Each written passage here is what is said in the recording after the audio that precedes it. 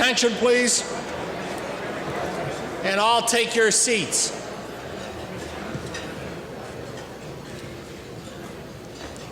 Good evening.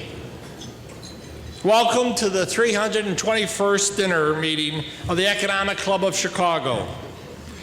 We are honored to have the Secretary General of the United Nations with us this evening.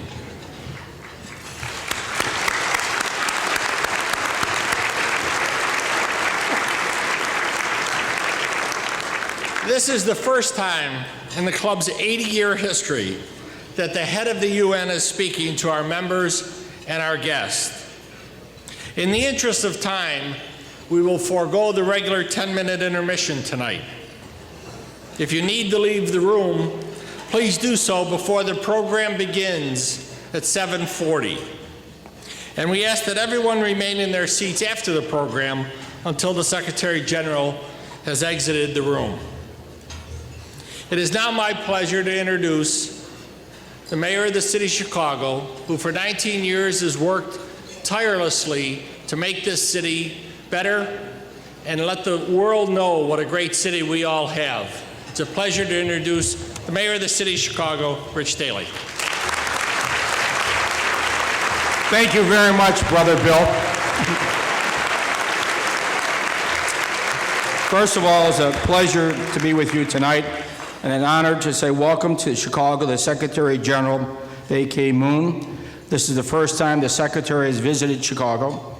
He's had a full day, and tomorrow, the Secretary and myself will visit the Walter Payton College Prep School, together to see students there stimulate the United Nations debate on climate change. As all you know, there are many wonderful things to see in Chicago, but there is nothing more important to see our children in school and in learning.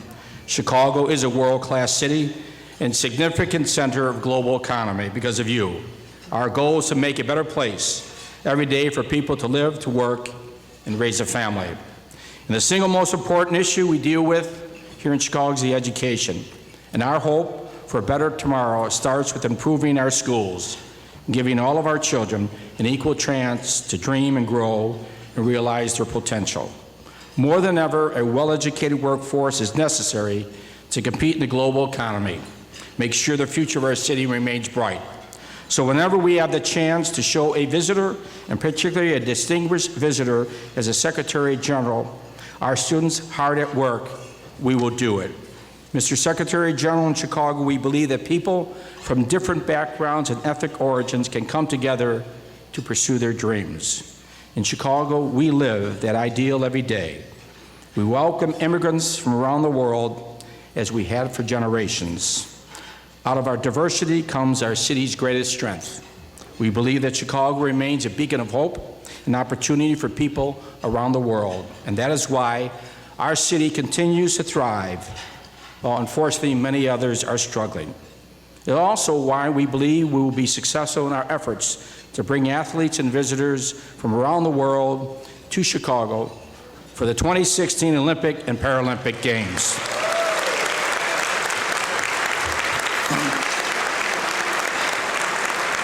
So we welcome you to our city tonight, Mr. Secretary General, the spirit of collaboration and commitment that I believe defines Chicago. We offer our deepest respect for your work. We hope that we'll return to Chicago many times in the future. Thank you.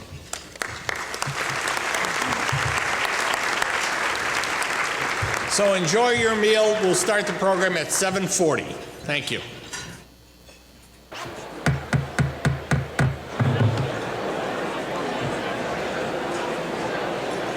If I could have your attention, please.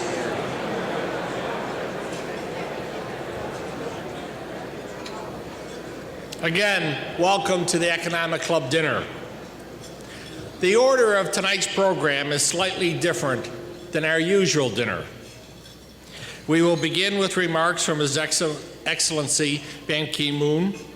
Then His Excellency and Marshal Bhutan, our member and president of the Chicago Council on Global Affairs, will engage in a conversation followed by our traditional question and answer session with questions asked by our members of the Questions Committee. I'll begin with a few announcements about our upcoming programs. On Thursday, February 28th, at the Sheraton Chicago Hotel, we are delighted to host a special dinner meeting with Henry M. Paulson, Jr., Secretary of the Treasury. Our 6th annual leadership dinners will be held in Chicago on Thursday, April 3rd.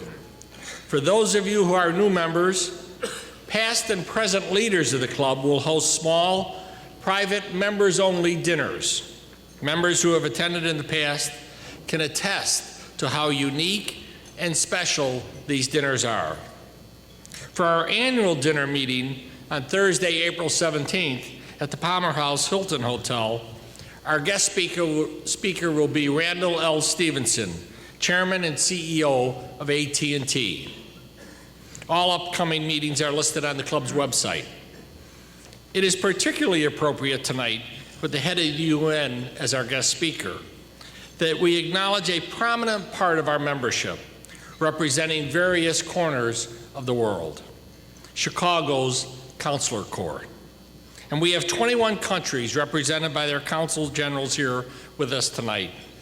These active members of the club fulfill an important mission to their countries and to Chicago by developing strong economic, social, intellectual, and cultural links. We celebrate your dedication and collaboration. The listing of those members in attendance tonight is in the front of your program book. I'd like to ask the Consular Corps members to please stand and be recognized.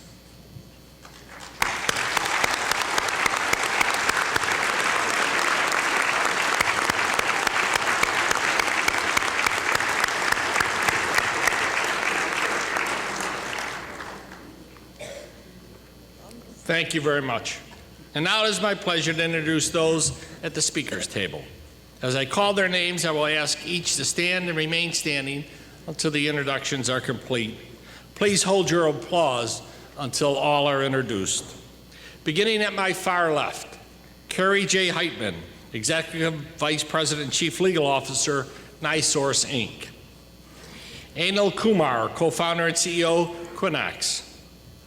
Andy McKenna, President, Schwartz Supply Source.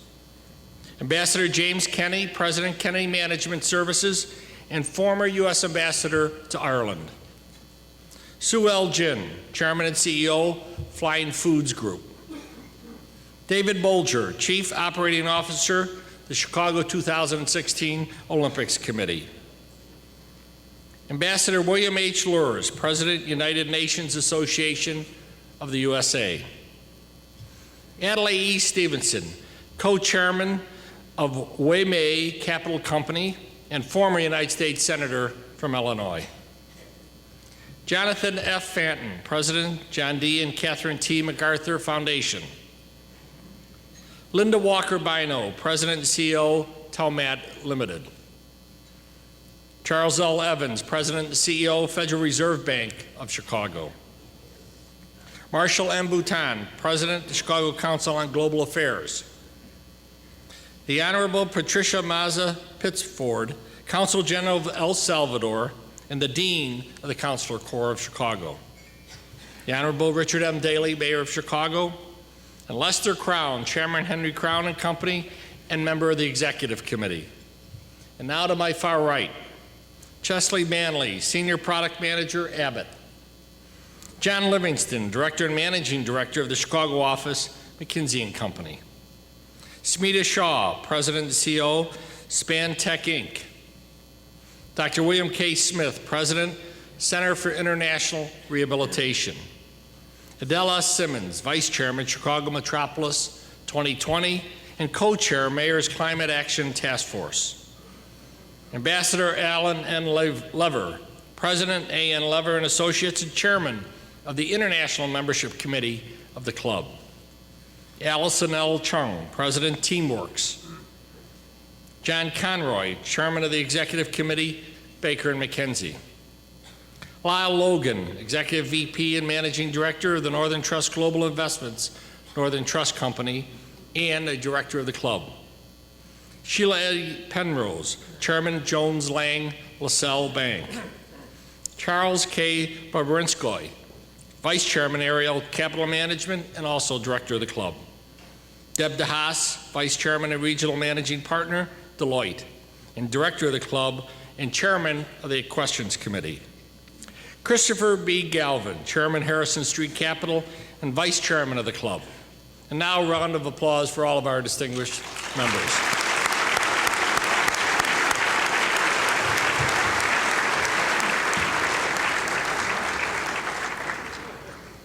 Our guest tonight occupies what has been described as the toughest job in the world. On January 1st, 2007, Ban Ki-moon became only the 8th Secretary General of the United Nations since it was founded in 1945. He is the first and only Korean to hold this job.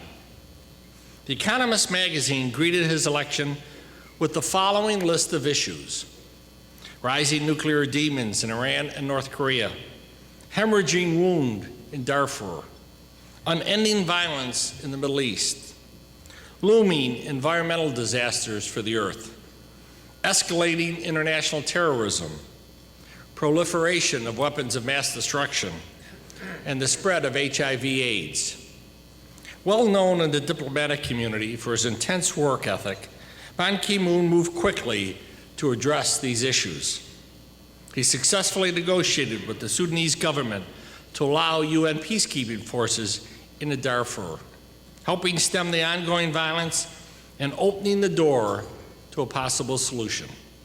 He played a key role in bringing North Korea to the table to negotiate an end to its nuclear weapons program.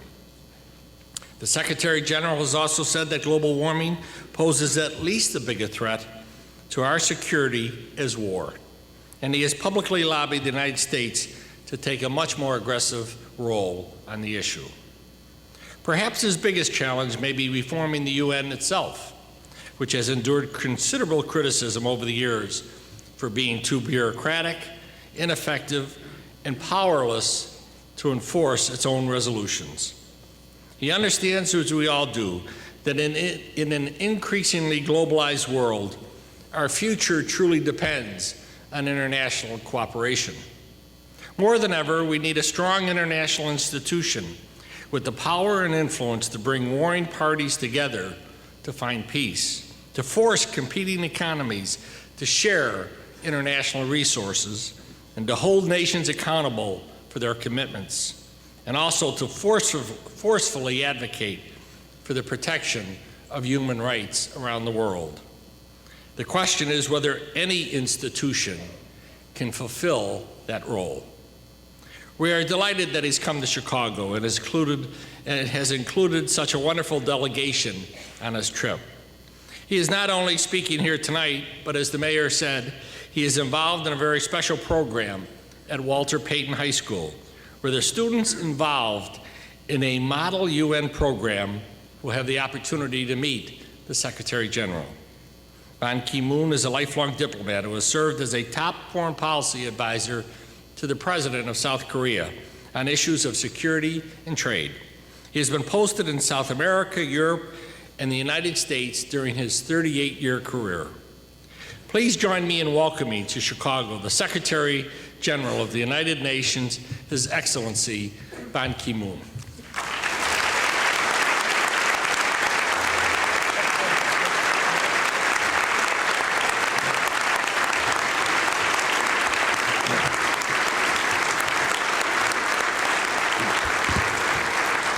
Thank you very much. Thank you very much, Mr. Bill Daly, our host this evening, for your kind introduction. Mayor Daly and Mrs. Daly, Ms. Grace Berry, President of the Economic Club of Chicago, Mr. Marshall Bhutan, President of the Chicago Council on Foreign Relations, Ambassador William Lewis, President of the UN Association of USA, who did so much to organize this trip. I thank you very much. And distinguished Consul Generals in Chicago, ladies and gentlemen.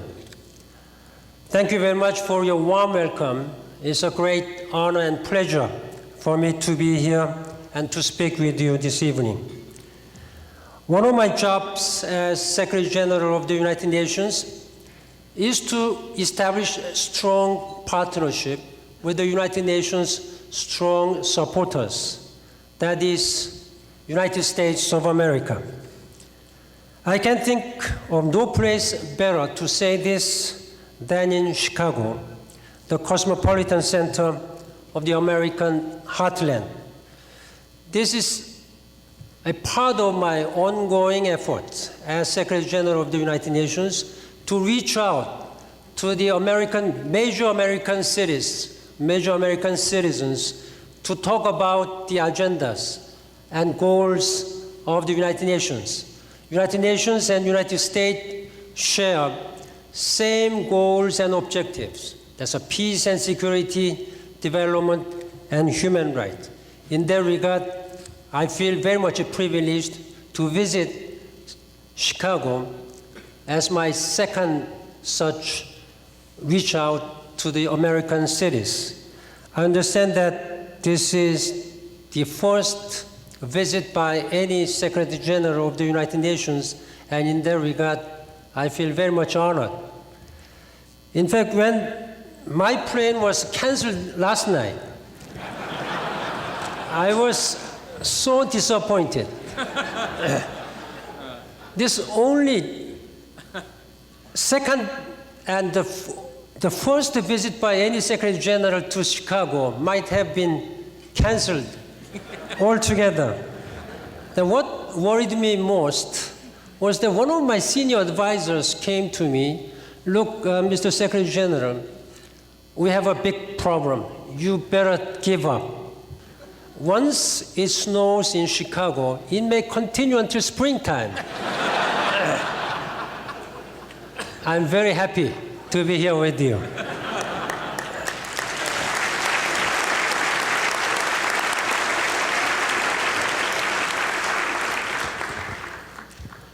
When I was a young boy growing up in South Korea, I dreamed of coming to America.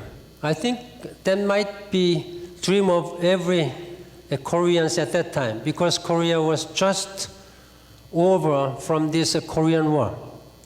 I met many American soldiers, and they saved my country from communist aggression, acting under the ideals and goals and objectives of the United Nations Charter. There was no end to their kindness and generosity for their support, and I'm still very much grateful for that sacrifice and contribution of many great American people.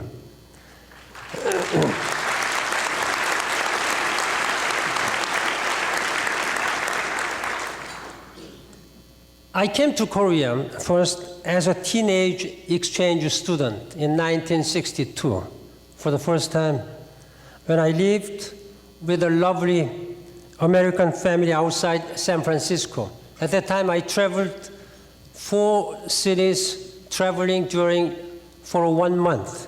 It was a great experience for me, as well as a great shock as a young boy. But I've always had the special feeling for Chicago. Even as a young man, it always occupied an outsized space in my imagination, famous for its skyscrapers and its big can-do spirit. Chicago is a global city. It invented futures trading. It is the home to Boeing and Abbott Labs and McDonald's. This afternoon, I met some members of the Rotary International who have led a $600 million worldwide campaign to eradicate polio. Sometime this year, their work will be done. Polio will be history, like a smallpox.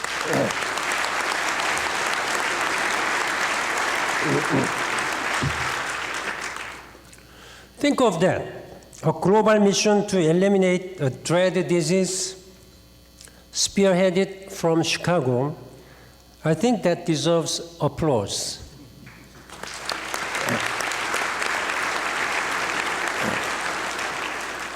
Now you have set your dream for 2016 for Summer Olympic Games.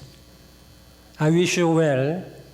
Having finally seen your beautiful city with its parks, Millennium Parks, and Boulevard, I can think of no better setting for the Olympic marathon than your own.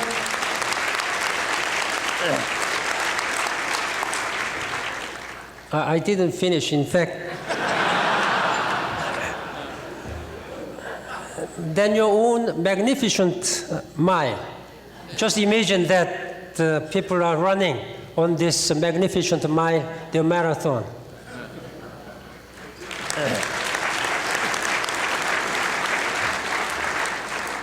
Ladies and gentlemen, let me be a little bit more serious from now on. Let me thank the Economic Club of Chicago and the Chicago Council on Foreign Relations for hosting this dinner. And let me thank all of you for coming. Marshal Bhutan stands ready to moderate our conversation, so I'll try to be very brief. First, our world is changing. The United Nations founded 62 years ago to save succeeding generations from scourge of war, as our charter famously put it. Today, however, the big issues are very different. We all know how global terrorism threatens governments and destroys societies. We know how infectious diseases can go global and how an out-of-control pandemic could kill millions of people. We know how global warming threatens the planet. No nation alone, however resourceful, however powerful may be, can deal with such problems. That is my second priority. Now, operating effectively in today's world requires partnership. It requires cooperation, engagement, and dialogue, as well as global rules. That's where the United Nations comes in. The United Nations today is the world's only truly global institution. Americans sense this. Polls show that 74% believe the United Nations should play a larger role in the world. A similar percentage of people believe that US foreign policy should be conducted in partnership with the United Nations.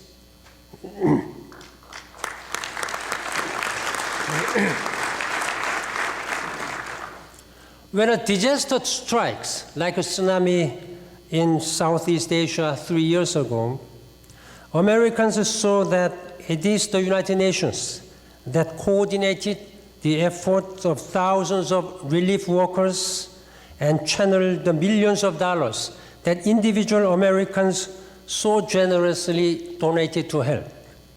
Within days, the World Food Program was feeding 300,000 people.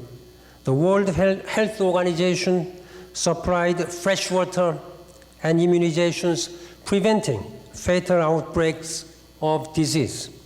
UNICEF provided milk to children and got kids back to school.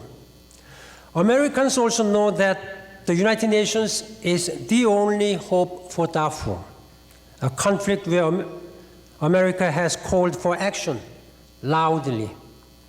We are now in the early stages of deploying 26,000 peacekeepers there, joining 100,000 UN forces on duty elsewhere around the world. Darfur and crises like it take place far away.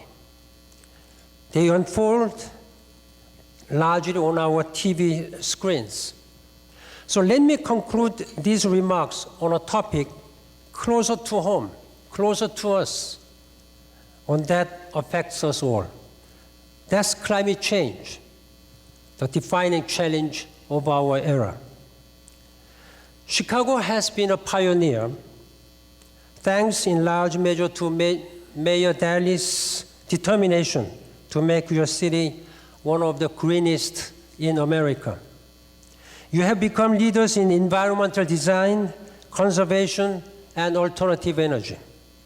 You have planted 500,000 trees. You have raised public awareness about global warming and galvanized political will for damage. What you are doing locally in Chicago, the United Nations has been doing it globally. For much of the past year, I have gone around the world beating the drums on climate change.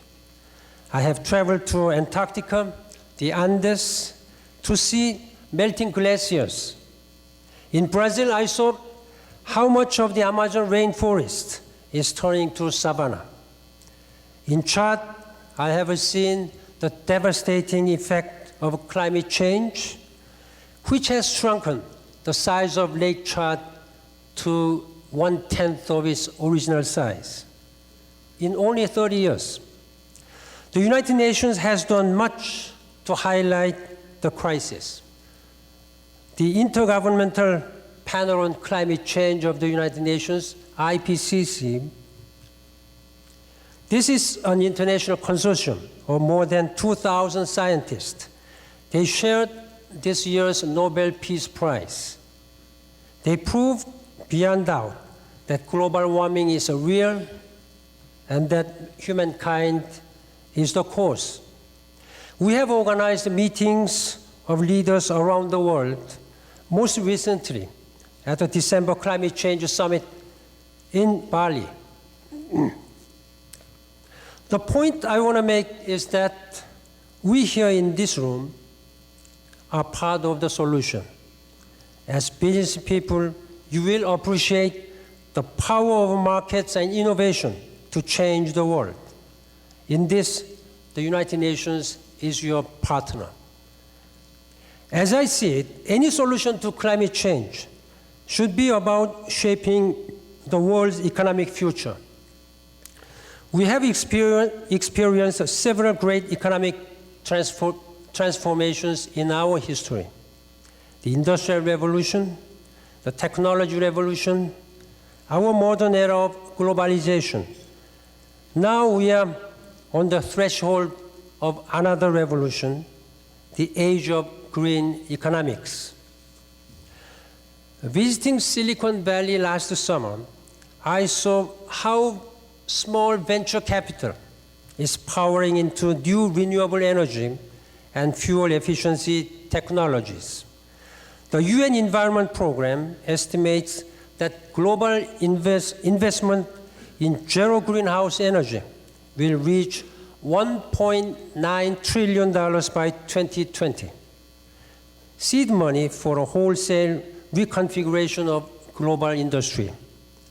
With the right financial incentives and global framework, we can steer economic growth in a low carbon direction. This is the bottom line. Done right, our war against the climate change is an economic opportunity, not a cost.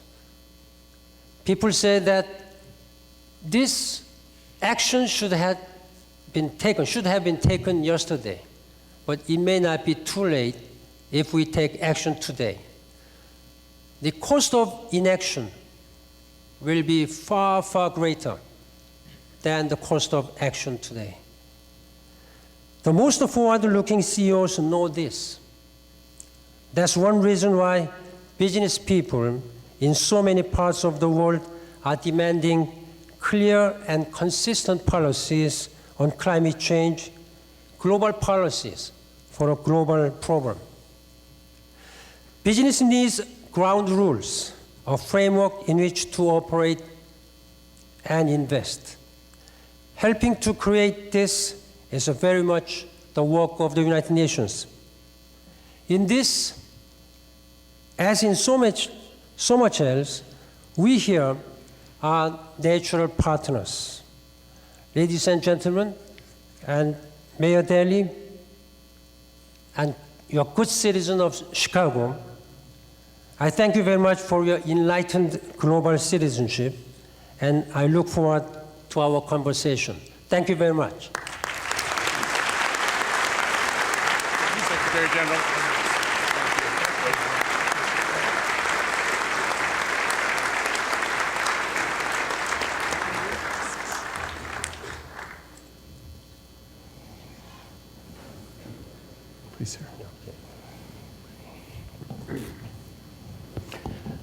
Mr. Secretary General, thank you for those very thoughtful introductory remarks, and thank you again for coming to Chicago and for appearing before the Economic Club and for those kind remarks about Chicago and its future.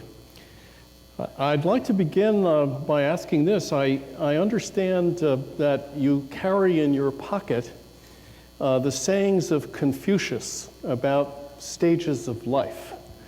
And I wonder if you could tell us a little bit about why that is and what that means to you and its influence on you. I'm sorry that I have not carried because I have to change this black tie suit. In fact, that is wisdom which I really cherished very much in my life. The Confucius said that when you become the age of 30, you should be able to stand on your own. Then as you reach 40 and 50, then by 50, you should know that what would be your future. Then what most important wisdom is that when you reach 60, age of 60, then you should be able to have soft ear. Means you should be able to, first of all, listen all what other people say and try to digest and accommodate and become a wise man. So I've been trying to do my best to accomplish according to that milestone of my age, but I'm not quite sure whether I have reached that stage, as I have already passed 60 4 years ago, 3 years ago. What other experiences and influences have there been in your life that you would say are guiding you in your role as Secretary General? What else has been meaningful to you? Well, this Secretary General of the United Nations, some people say that this is the most impossible job in the world. I knew that, knowing that, I really ventured to serve for the international community. During last 1 year, I have been traveling many countries around the world, particularly developing countries in African continent. I have been really humbled by what I have seen, so many challenges, so many conflicts there. This is exactly what we need to address with the collective will of the international community. Whole 53 countries in African continent are still not able to overcome the abject poverty and lack of sanitation, lack of educational opportunities. Now, as a Secretary General, I am committed to work to address this issue. I may not be able to finish all my commitment during my very limited mandate, but with strong support of international community, particularly if the United States demonstrate their leadership. I'm sure that we will be able to address that. Mr. Secretary General, you've just come back from a very important trip to Africa, which, among other places, took you to Kenya in an effort to help bring about an end to the violence and the resolution of the political impasse in the country. Could you share with us some of your impressions from that visit and what you took away from it? It's very sad. Kenya has been known as a pillar of stability, and they have made a great economic development, and they are well on track of Millennium Development Goals.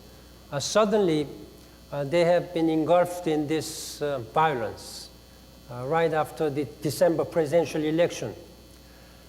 I met President Kibaki and also opposition leader Odinga and the Kenyan leadership elders.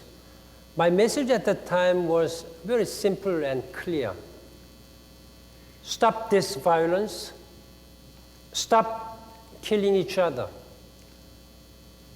Then they must look at the future, brighter future of their country. This is not what we see in 21st century, killing each other.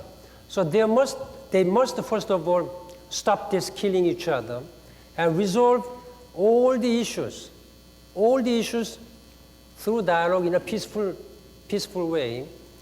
Now, United Nations Charter clearly stipulates that all the pending issues, all the conflict issues should be resolved in a peaceful manner. I have urged political leaders that they should look at the source of their grievances, but resolve in a peaceful manner through dialogue. That was my simple but strong message. My predecessor, Kofi Annan, Secretary General, is now tirelessly working with the political leaders. And we have made some progress, and I hope that they will be able to restore peace and stability as soon as possible. You spoke, still on Africa, Mr. Secretary General, you spoke in your remarks about Darfur. Well, I know in your first year as Secretary General, you've devoted a lot of attention, a lot of time and effort to that.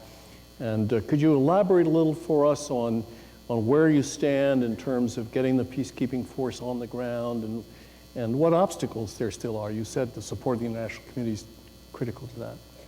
Not many issues in the world have taken so much time of me than on Darfur. During last 1 year, I have invested significant amount of my time and energy in bringing peace and stability in Darfur. Now, with my own efforts, we've been able to make some credible progresses in Darfur. We are now in the process of deploying peacekeepers in Darfur.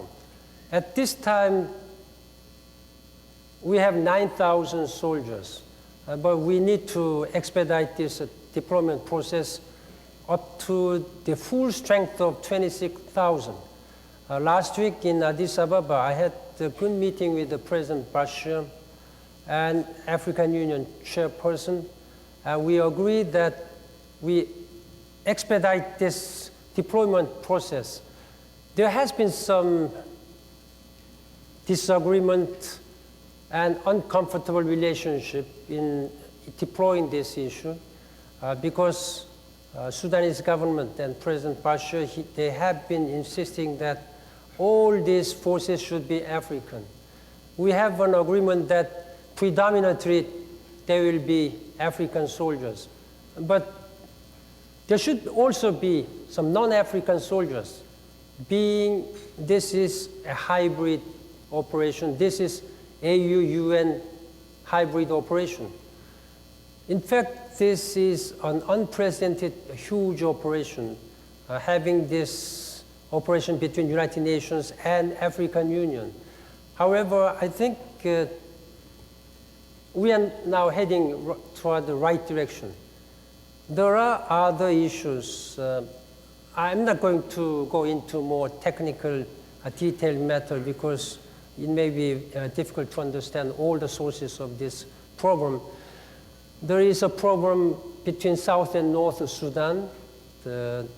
We are now encouraging them to expedite the implementation of comprehensive peace agreement.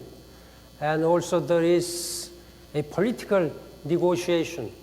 However, you may have a very strong, robust deployment of peacekeeping forces. If there is no peace, it will be very difficult to expect that these peacekeepers will be able to operate smoothly. Therefore, we are now again expediting this political process. Many people point to Darfur in particular as an example of the difficulty that the United Nations has in actually acting on, however strong the will of the international community and acting on that will. Some people have proposed that perhaps in situations like Darfur that the United Nations ought to have a rapid reaction force, if you will, a kind of permanent blue helmets to be able to respond. Is that something that you think is even conceivable, Mr. Secretary General? Ideally speaking, it may be desirable, but realistically speaking, it may take much longer time before we will be able to have sort of permanent forces, because United Nations is not a sovereign country, and we are intergovernmental body composed of 192 countries. All the resources and contributions, we depend on the member states. As far as with Darfur situations is concerned, this comprises all the spectrums of our pillars. Like the peace and security issues is there. There is an issue of development. There is an issue of human rights. We must promote all these three pillars of the United Nations in Darfur. That is why so many people around the world have been concerned about the lack of progress and lack of peace and security in Darfur. We have a largest number of humanitarian workers in Darfur. But for your specific questions, I hope international community one day will agree to provide such permanent forces in the United Nations so that we will be able to very effectively and swiftly address all these issues.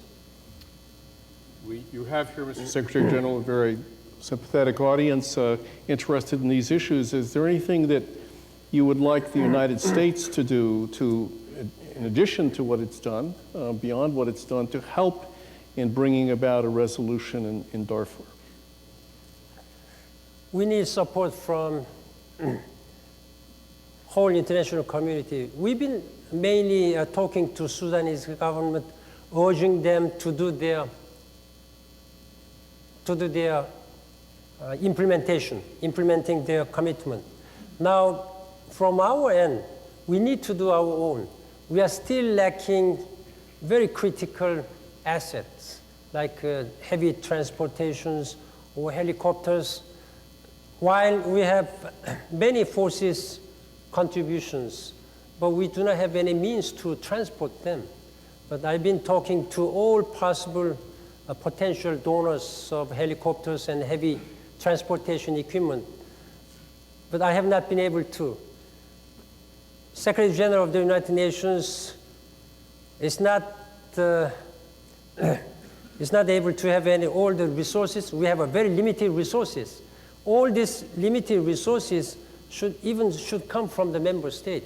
I would urge United States and other Western powers to provide necessary assistance, and they should really commit themselves when they have been talking loudly to the resolution of Darfur situations. Another topic that's a subject that's been very important to you in the first year, Mr. Secretary General, is, as you spoke of in your remarks, climate change. And you played a very key role, I know, in bringing about a successful resolution in Bali right at the last minute. I think it was quite remarkable. What's the next stage? And what is the UN's role in bringing us to some kind of post-Kyoto Accord? I think whole humankind is standing at the critical juncture. Whether or not we take necessary action, concerted way to address this global warming, I'm afraid that we will not be able to deliver this planet Earth and our world to our succeeding generations. We really need to work very hard. Now, we are encouraged that in December last year, we were able to launch Bali Roadmap. But this is just the beginning of a long road toward our ultimate goal. Our ultimate goal is by the end of December 2009, when we go to Copenhagen, Denmark, we must have a full agreement on this global climate change deal replacing Kyoto Protocol. Now then, from now on, I'll try to focus on 3 tracks. One is negotiating track. We have only 2 years left. 2 years may be long, but 2 years, this is very short. We have a very tight calendar. We must expedite this process. By the time we reach the end of this year, that we must be able to agree on a reasonable benchmark in going toward 2009. And for that, all the countries, major economies like the United States and major developing economies, they should commit themselves to mandatory greenhouse gas emission reduction. Now, United States is the most important countries in addressing this issue. United States is, unfortunately, the largest greenhouse emitting country. But on the other hand, encouraging thing is that United States has the most resources, and you are the most innovator in terms of technology. Therefore, if United States takes leadership role, I'm sure that we can address and we will be able to agree on this deal. The next one is implementing the track. We have agreed in Bali, and we have set up an adaptation fund. We have agreed to disseminate technology. We have agreed to expand the financial mechanisms, CDM. All these we need to build upon until we'll be able to alleviate all the concerns of developing countries. I think the developed world should be more sympathetic and more willing to provide necessary technology and financing support to developing countries so that all international community can address this issue without any concerns.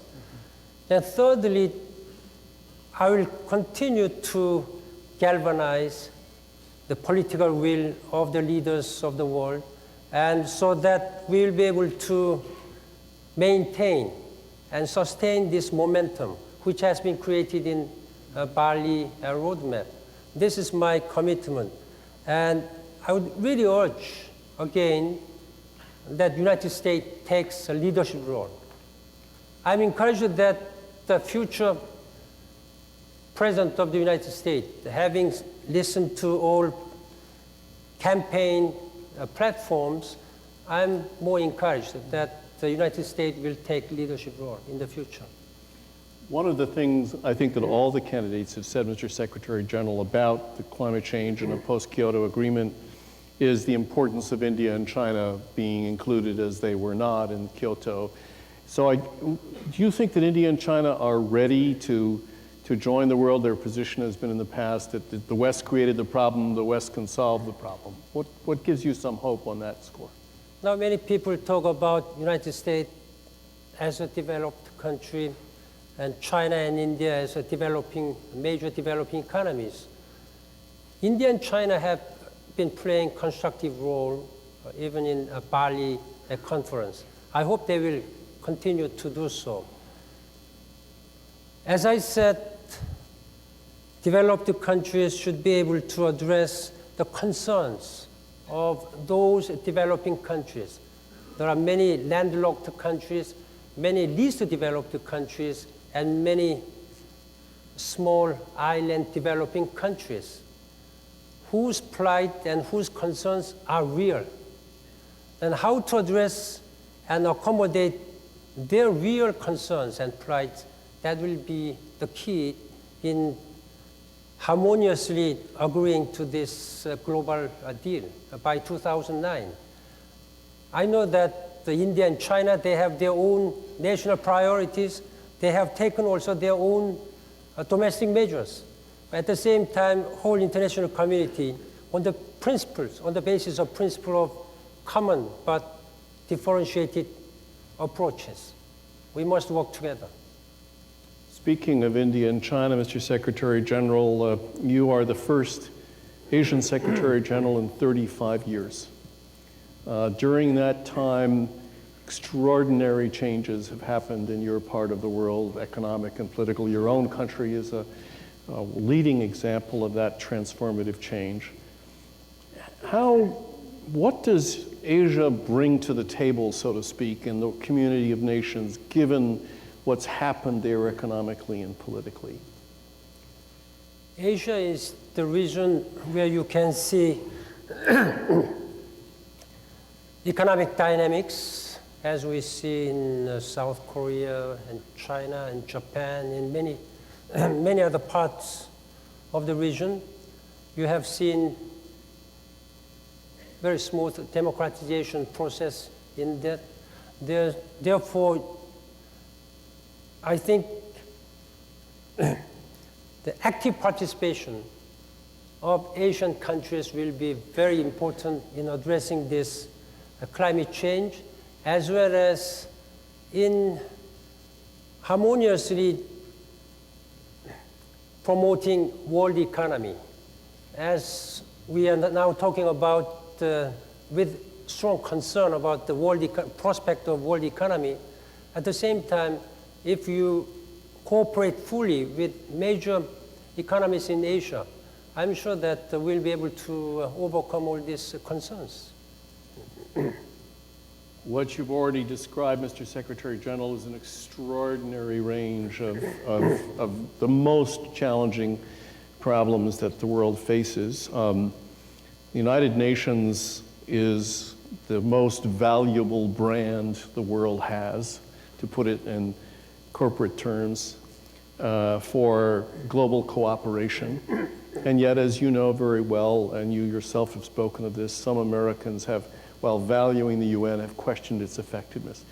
How can you address this? What are you, I know you've spoken of this already, of remaking the United Nations, of bringing new relevance and vibrancy to the brand. Could you speak a little bit about that?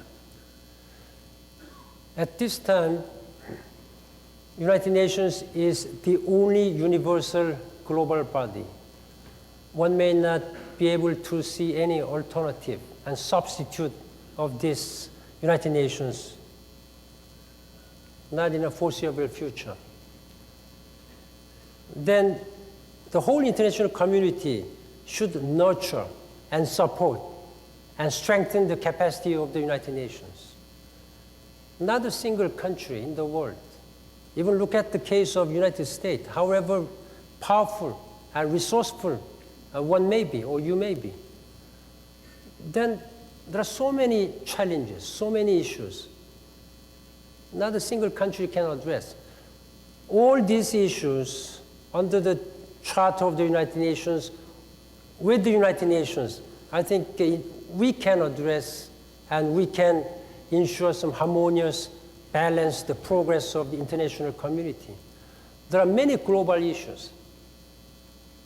Look at the case of global warming issues, international terrorism, non-proliferation issues. These are all global issues. Diseases, they don't respect any border, national border. Then when these issues, which do not respect the national border, these are global issues.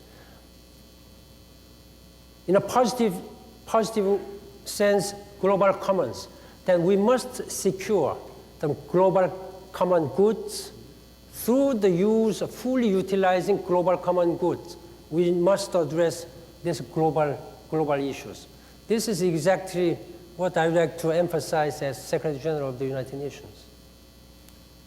Partnerships are very important to the United Nations. I know partnership, of course, with your member governments, with your own specialized agencies.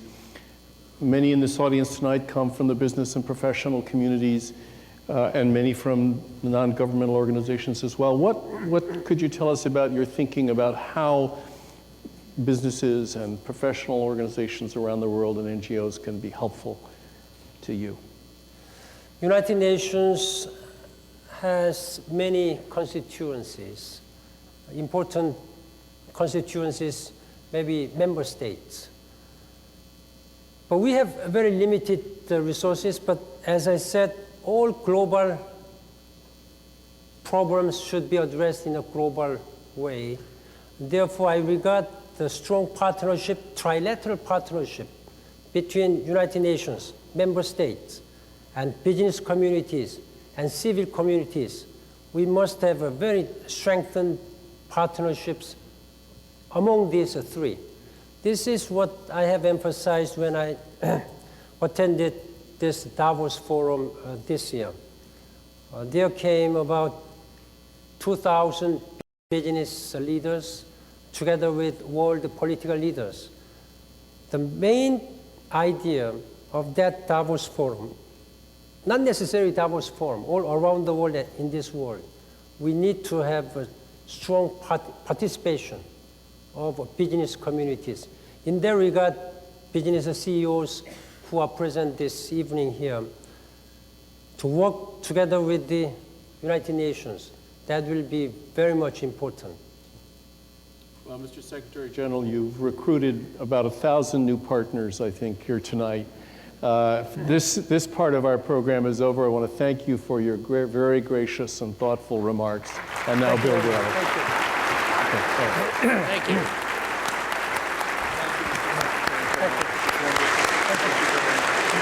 Mr. Secretary General, as we noted earlier, it is a tradition of the club that our questions committee ask a series of questions. And we would start off with the chairperson of our questions committee, Deb DeHaas. Thank you, Bill. Your Excellency, you referred to the fact that we'll have a new American president and we'll be inaugurating that individual in the next year. What actions or statements could our new president do to best support you and the UN? First of all, I should see who will be elected.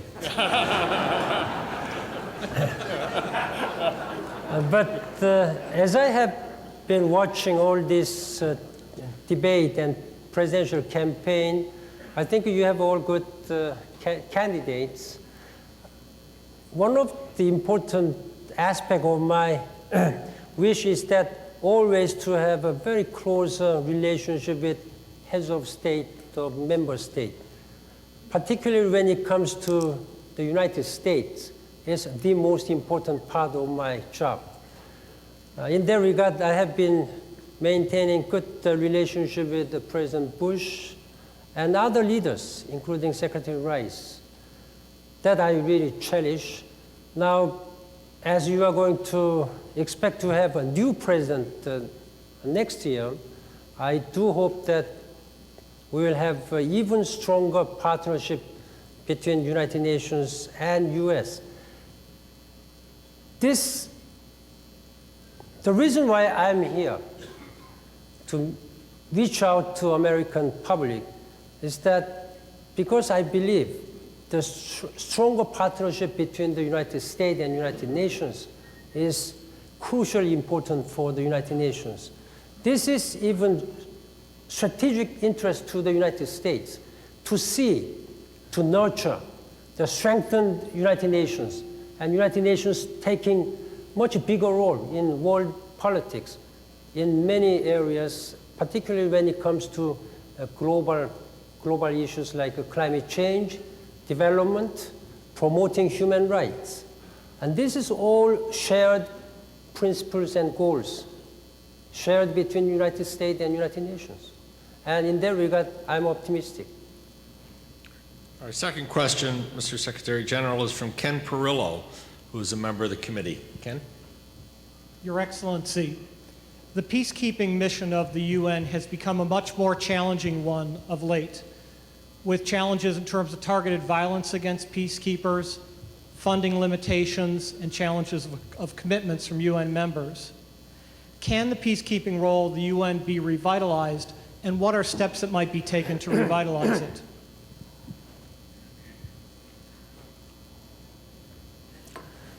That's a very good question, very relevant at this time. We are now keeping 20 missions around the world. we are keeping 100,000 peacekeepers. Then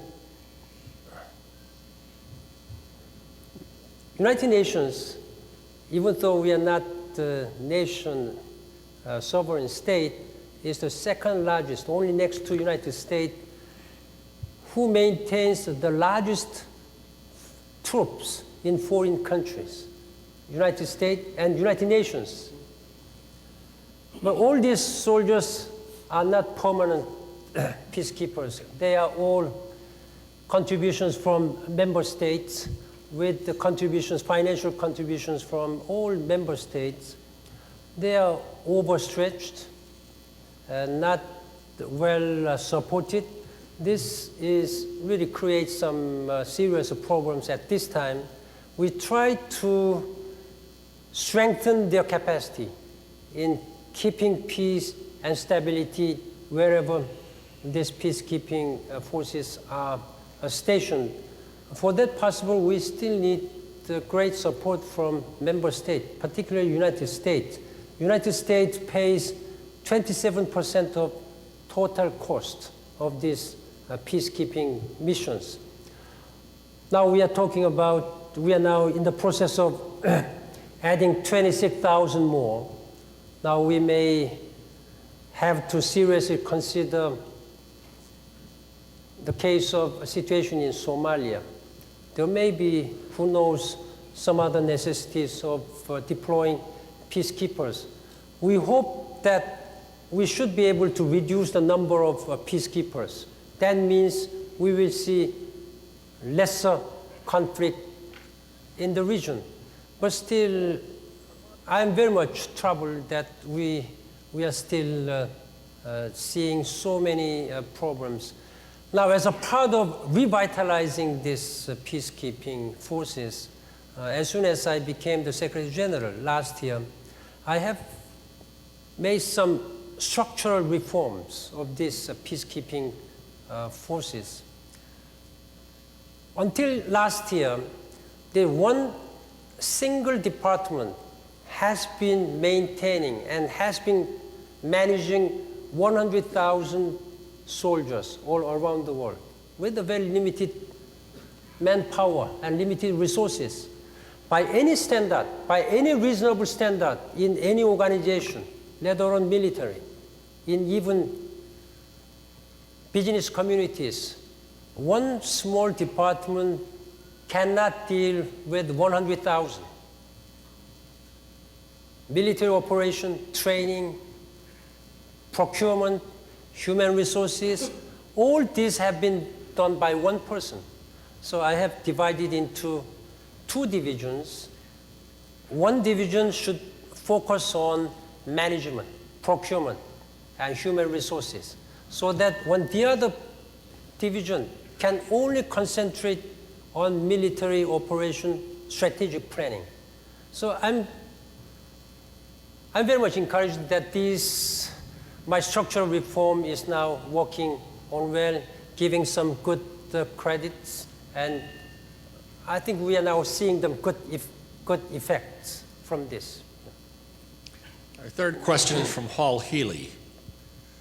Mr. Secretary General, as you know well, for over 50 years, the Korean Demilitarized Zone has been a symbol of separation and war, but it is also one of the truly global treasures in terms of biodiversity and cultural resources. In your view, how could the process of preserving the demilitarized zone's resources be a catalyst in helping to resolve some of the conflicts and tension on the Korean Peninsula? And what could your and the United Nations potential roles be in that process? Personally and officially, I'd like to see an end as soon as possible of this demilitarized zone in the Korean Peninsula. Unfortunately, Korea is still divided. I think the only divided in the world even after the collapse of Cold War.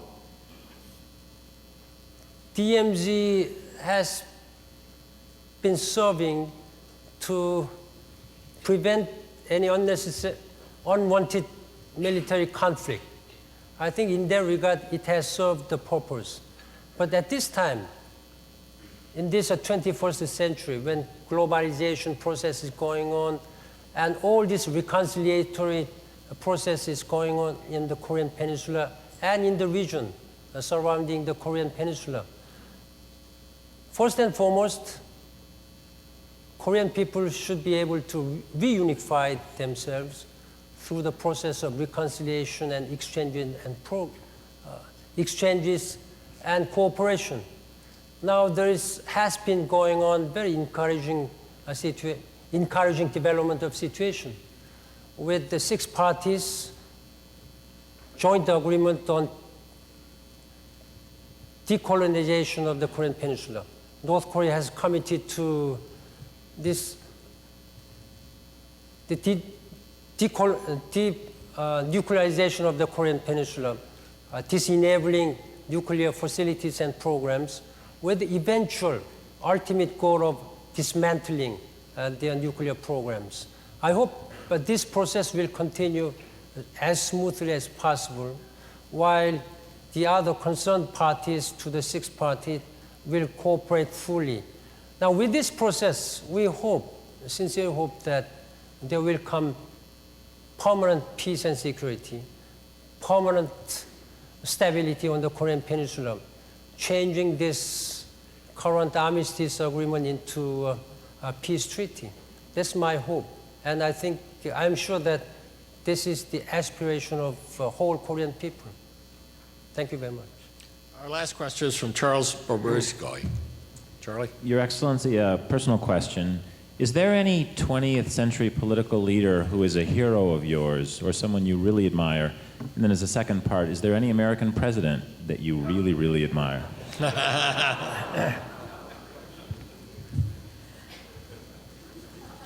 Maybe we will have another opportunity privately to discuss about this.